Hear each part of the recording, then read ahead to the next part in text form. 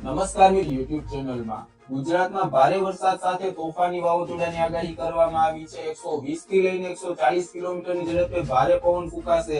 આ તમામ અપડેટ વિશે વિડિયો અંદર વાત કરીશું, તો વિડિયોને છેલ્લે સુધી જોતા રહેજો અને ચેનલમાં નવા છો તો ચેનલને સબસ્ક્રાઇબ કરી લેજો। ભારત સરકારના હવામાન વિભાગે ચેતવણી જાહેર કરી છે કે આવતા અઠવાડિયે બંગાળની ખાડીમાં એક ભયાનક વાવાઝોડું આકાર લઈ રહ્યું છે અને તેનાથી ઓડિશા, મહારાષ્ટ્ર અને તેમજ ગુજરાત પણ પ્રભાવિત થશે। 26 મે થી 4 જૂન દરમિયાન ગુજરાતમાં વાવાઝોડાની અસર જોવા મળશે અને ભારે પવન સાથે વરસાદ પણ જોવા મળી શકે છે। પશ્ચિમ બંગાળમાં 100 થી લઈને 120 કિલોમીટરની ઝડપે પવન ફૂંકાવાની આગાહી આપવામાં આવી છે।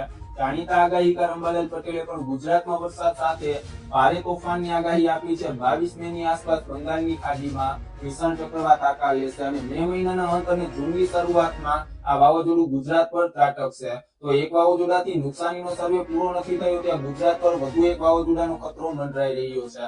દેશમાં સત્તાવાર રીતે ચોમાસાનું આગમન થઈ ગયું છે। અંદમાન અને નિકોબારમાં ચોમાસું બેસી ગયું છે, પરંતુ તે પહેલા ગુજરાતમાં વાવાઝોડાની એન્ટ્રી થશે। મે મહિનાના અંત અને જૂનની શરૂઆતમાં વાવાઝોડું ગુજરાત પર ત્રાટકશે। આવતા અઠવાડિયે બંગાળની ખાડીમાં ચક્રવાત આકાર લેશે। તોફાની વાવાઝોડાથી ઓડિશા, મહારાષ્ટ્ર અને ગુજરાત પણ પ્રભાવિત થઈ શકે છે। અંબાલાલ પટેલે આગાહી કરી છે કે 26 મે ના રોજ પશ્ચિમ બંગાળમાં ભારે ચક્રવાતની શક્યતા છે। પશ્ચિમ બંગાળમાં 100 થી લઈને 120 કિલોમીટરની ઝડપે પવન ફૂંકાશે। જો આ ચક્રવાત ઓમાન તરફ ન ફટાય તો સૌરાષ્ટ્રના કેટલાક ભાગમાં વરસાદ થવાની શક્યતા છે।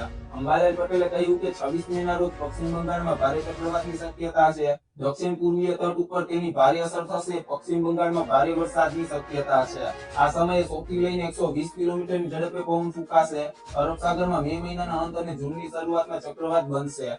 જો મિત્રો તમને અમારો વિડીયો પસંદ આવ્યો હોય તો વિડીયોને લાઈક કરો, તમારા મિત્રો સાથે શેર કરો અને જો તમે ચેનલમાં નવા છો તો ચેનલને સબસ્ક્રાઇબ કરી લેજો।